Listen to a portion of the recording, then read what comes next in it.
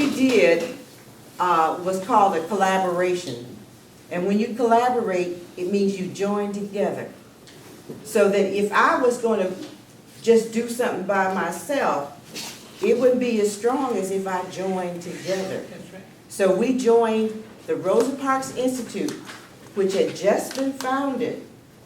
Mrs. Parks and Elaine Steele founded the Institute to serve young people ages 11 to 17.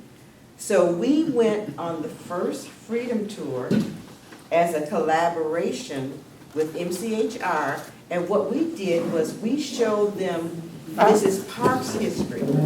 So we took them to the department store where Mrs. Parks worked. We rode around to where Mrs. Parks lived when she was in Montgomery.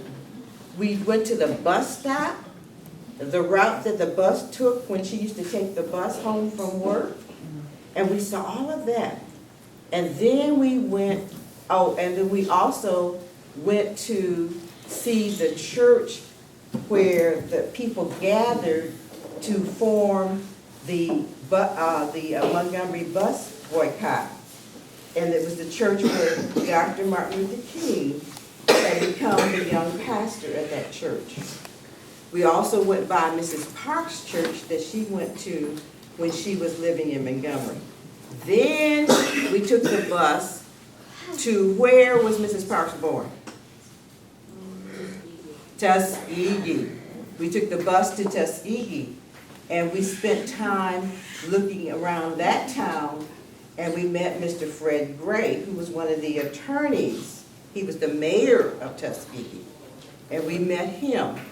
So what we were doing is we were introducing our young people to the living legends of history so that they met them in person. They didn't read about them in the book. They got a chance to see them, those who were living. And that's real important. So that's why we were telling you it was important when you have speakers that they give you a gift. So we went around and we had all of that experience. And we had 2 young people that we sponsored on the tour. And as Dorothy has said, we continued to do that. We did the Reverse Freedom Tour, and then we started to explore the history of the Underground Railroad. So our first focus was on the trail of the Freedom Riders, and we went to the cities where the Freedom Riders had gone when they traveled, and we learned nonviolent behavior at the in Atlanta when we went to the King Center. And so we did a lot of learning, and we had a lot of experiences while we were on that tour. In fact, one of the things I will tell you real quick. Okay, so I'm going to do the speed up and get finished so we can go on with the program. But what we did was we had the Freedom Tour tracing the Underground Railroad, and we went to many, many places that you can ask me a question about it after the program is over, and we would continue that.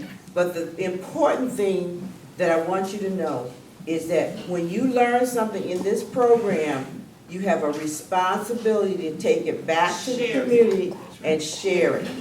Mrs. Parks shared everything that she had. She shared her food, she shared her clothing, she shared her knowledge, she shared her passion, she shared her commitment. Mrs. Parks' act of courage, she was ready to die. She said, "Why do you treat us that way?" She was ready to die. So when you're reenacting the program for your parents, we want you to put your hearts in it. Because Mrs. Parks put her heart into everything by caring about humanity. Okay? So we are wonderfully blessed to be able to share what we know as elders with you, knowing that you're going to share it with others. So we thank you for that.